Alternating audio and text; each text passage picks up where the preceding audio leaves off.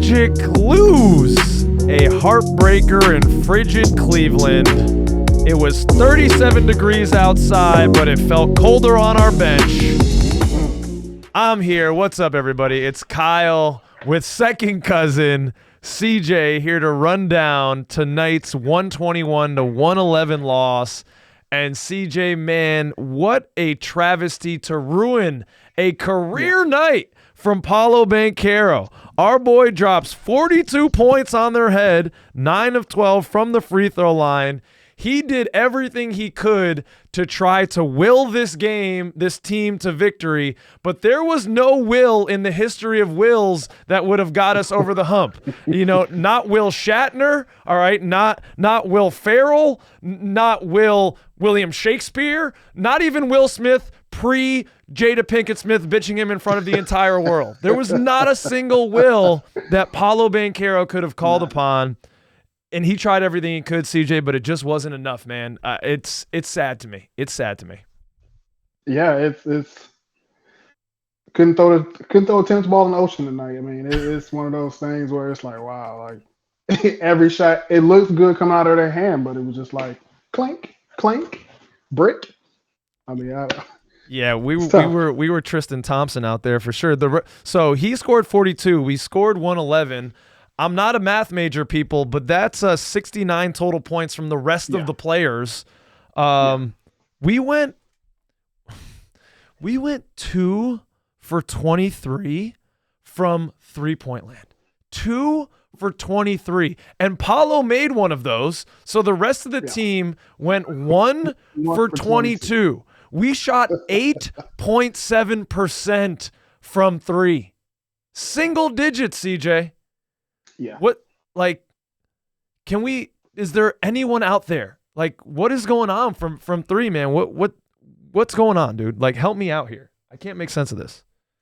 Yeah, just one of those nights, man. You just got to throw this game away and just forget all about it. I mean, it just literally.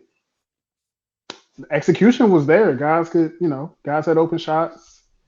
They weren't forcing shots, really. I mean, they just didn't score, which is the sad part because we desperately needed some type of offense tonight. So it's pretty trash. A bounce back victory from getting shellacked in Brooklyn would have been nice. Our first three of the game was from Paolo with 7 minutes and 20 seconds left in the third quarter. We didn't hit a three-point shot until 7 minutes and 20 seconds in the third quarter. Franz's first field goal was with 1 minute in the third quarter. It was ice cold. And I'm beyond frustrated, man, because what's the talk in the Magic community over the offseason? It's like, give us shooting. We need some knockdown shooters. We need some guys that can stretch the floor. Paulo's getting freaking gangbanged over here in the lane by like 3 or 4 different jerseys. Our guys, they're just not even defending our guys on the three-point line. They're not even thinking about it. That's what Joe Ingles was supposed to do. I don't know. How many shots did he get up from three? He was 0 for 1. 0 for 1. So, like, I thought we brought him in. You know, Gary Harris had 4 shots from beyond the arc, was clinking them. Caleb Houston, that's supposed to be his role, got 1 shot from beyond the arc. Like, and that shot was kind of rushed. It was in the corner. He got it off balance and just threw it up. So yeah. I don't know, man. And I don't blame Paolo Banchero for just. I mean, he at the end of the game, he's like, "Fuck it, I'm just taking it. I'm not passing the ball," because like ISO Melo style. and we see what he can do. We see what he can do with that. I think one of the things that separates Paolo Banchero is his court vision, but it doesn't matter how well you see the court if your teammates do not knock down the shots. Exactly. Oh, man, I don't even know where to go with this one. I mean, the Cavs, give them credit, man. They were on one early. They're a good team, man. They got off to a rocky start this season, but they're going to be there in the regular season for sure. They got some towers themselves. Evan Mobley coming along nicely. Very efficient game. Jared Allen. I mean, they were giving Franz Wagner fits. He's a guy that usually feasts in the paint, working it off the glass either way. He gets frustrated by these bigs. He does not play well against Cleveland, so credit to them. Donovan Mitchell was on a burner in the first quarter. I'll have it right now real quick. In the first quarter, Donovan Mitchell scored 15 points. It felt like more. Yeah, it felt like he was going for like 30. Yeah, for real. I'm Yeah, surprised he only for ended sure. with what was it 20? No. He had 20 stuff 35. I apologize, 35? Donovan. I Okay. did not mean Okay. that disrespect. But it was just tough to see guys also like not Max Strus knocked down 4 threes in the first quarter. And I'm Yeah. just sitting there like, that's what we need. Like, we need a guy that is going to put up 8 3-point shots and knock down 4 of them in a night. Like, that's there's nothing we could do to get over the deficit of 3-point shots tonight. It was 2 of 23, which we already said. They hit 14 of 34. So you Yeah, can't and they make hit up 12 7. 3-point shots. Yeah, and they had 7 in the first quarter. So when you give up 21 points in the first quarter off threes, that's rough. And credit to our team, the young men, they fought. Like, we won the second quarter, tied the third quarter, won the fourth quarter, but it's too many points in the first. We came out slow. We came out a step slow and got hit in the mouth and did not bounce back. Did not bounce back at all. Yeah, that seems to be the theme here these past couple games, getting off the slow starts. But it's rough. Yeah, it's been a tough couple games, and what's adding insult to injury now is Jalen Suggs goes down with an ankle in the second quarter and is that out was for random. out for the game, man. I mean, and then you look over at our bench and we've got J.I. in street clothes, Markel in street clothes, Kevon in street clothes. It's like, Yeah. we got a fashion show over on the bench, and it's just frustrating, man. I'm beyond frustrated, especially with the JI situation, just because that was that was something really good that we were getting some solid minutes from him. We could use that 7-footer tonight. Like, that type of guy would have been really helpful because we don't have that type of rim protection right now. And they were getting whatever they wanted in the paint. Darius Garland and Donovan Mitchell, both of their floaters, it was traumatic. It was traumatic. Yeah, we were definitely missing some length in there to, I wouldn't even say rim protect, just kind of also in the rebounding. Like, we just needed another 7-footer. Obviously, Mo Wagner can only do but so much, but J.I.'s been good offensive rebounding and defensive rebounding this year. So, like you said, that was a tough one. I think if we had J.I., I think, the second unit when they came in, they're right down. They're kind of, I guess they're trying to find a way without J.I., but you can definitely tell that J.I. makes a big difference in the second unit. It was we lost you bring up the point about the boards. We lost the boards 45-36. That's normally a strength of ours. Yeah. They got 10 offensive boards, which turned into a bunch of second chance points, man. And that just killed us. Along with 3-point shooting, CJ, the other thing that I have been kind of railing against is the center depth. And not to say, Moritz was shutting me up on that homestand because he was playing offensively so well. And, to his credit, he had a decent game tonight too. He was solid. He had 11 points on 5 of 7, like super efficient, never takes shots that he shouldn't really, and plays within himself. But 4 rebounds. He's not truly a center. He's more like a 4 in terms of size and what he can do. Yeah, exactly. Yeah, so I'm just anxious about, we have Wendell, who is a really solid center, but often injured. And, now J.I. is down. So it's like Goga and Moritz. And, I'm going to be writing a piece for Orlando Magic Daily about, bottom-dwelling teams that may have targets for us in terms of players to look for. And one of the positions is definitely going to be rebounding. I was listening to a little bit of the Cavaliers broadcast, and they brought up a statistic about us limiting the amount of offensive rebounds, one of the best teams in the league. I think that's a little bit of fool's gold on that homestand. Like, I don't think we actually are rebounding. I think that's going to be an issue for us moving forward, especially when we play teams like this, man, with 2 big 7-footers in there. Yeah, I mean, trade deadline, like you said, we can search around and find another big body, especially in the playoffs. You're going to need 7-footer. You're gonna need another 6'11" guy that, another physical presence and get in there and bang a little bit. And if not, I mean, we're gonna just get out rebounded for sure. Yeah. Heading into the playoffs. So it's a long season, man. We'll figure it out, but we definitely can't have games like this where we just go long stretches without, rebounding and boxing guys out and playing our style of basketball, basically. Yeah.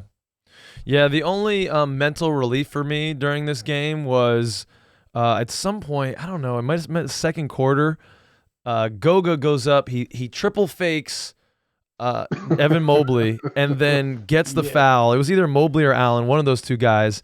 And David Steele goes, "Oh, the triple fake and a foul. Could be a book title. Could be a book by Terry Catledge." And so that was the only mental respite that I had all game. I just went down this kind of wormhole. So I got a few titles. I'm going to throw them out to you. Okay. Donovan Mitchell. He's gonna do a classic sequel, a sequel to the classic children's book Goodnight Moon. He's gonna say it's gonna be Goodnight Playoffs because he never really gets, he never gets deep. So that's one. First round, he out of there. This one's gonna hurt some people's feelings out there. So it's comedy, ladies and gentlemen. So okay, just be ready for this one.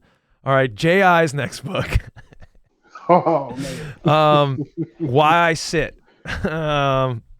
Damn, that was maybe too soon. Yeah. It's comedy. Okay? I'm just frustrated that he's injured. All right, people? Jesus Christ. They're going to attack me in the comments, CJ. Oh, Tristan, for sure. 100%, Tristan Thompson, 100%. he could have any number of books. Can't believe I'm still playing.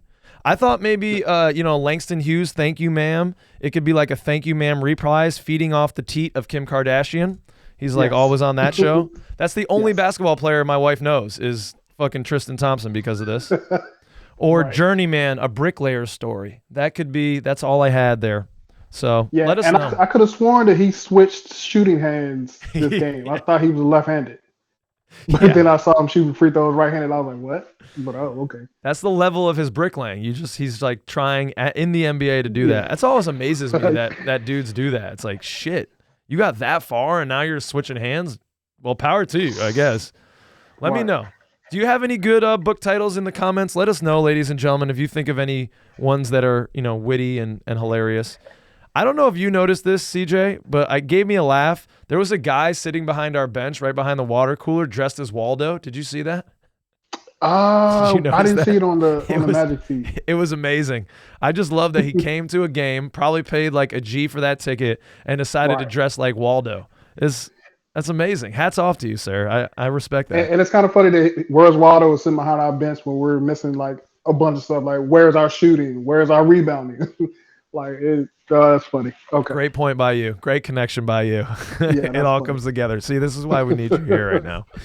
That's funny. You brought up AB. You said you wanted to talk a little bit about AB. What were your thoughts on Anthony Black tonight?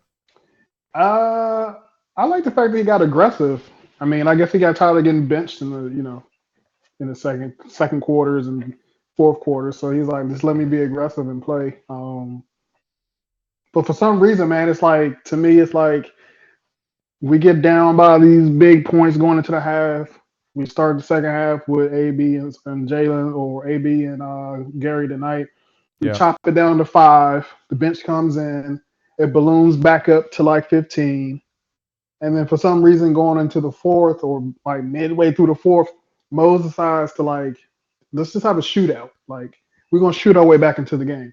So to me, it's weird how we say we're a defensive team, but when it's time to stop the other team from scoring, it's like, no, we'll just try to have a shootout, shoot our way back in the game. So I don't know, man. It's a little frustrating sometimes watching the games because it's like you see, like tonight, you see Mitchell and Garland going off, and it's like, okay, where's your second best defensive perimeter guy? You know what I mean? So I don't know. It's just weird. But overall, I know it's a development year for him, so I can't complain with his 10, 15 minutes a game. So I think he'll be all right. I'll complain. I don't have a problem complaining for you, sir.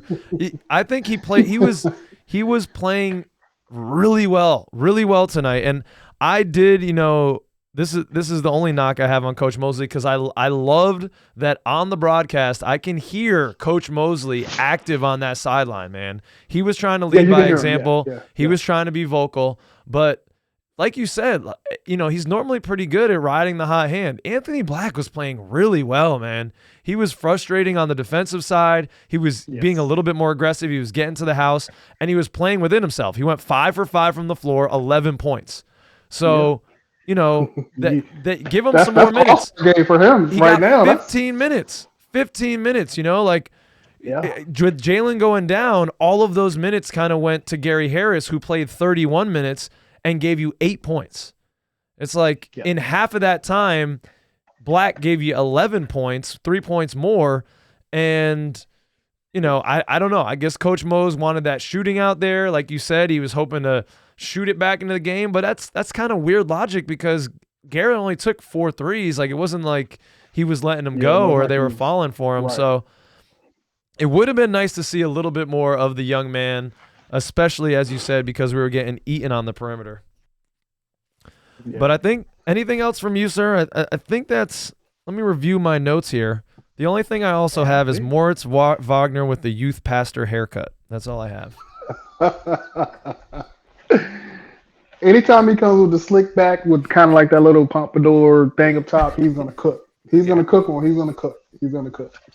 It's all love, Moritz. We love you here. We got the German flag. It's all right, buddy. We love you.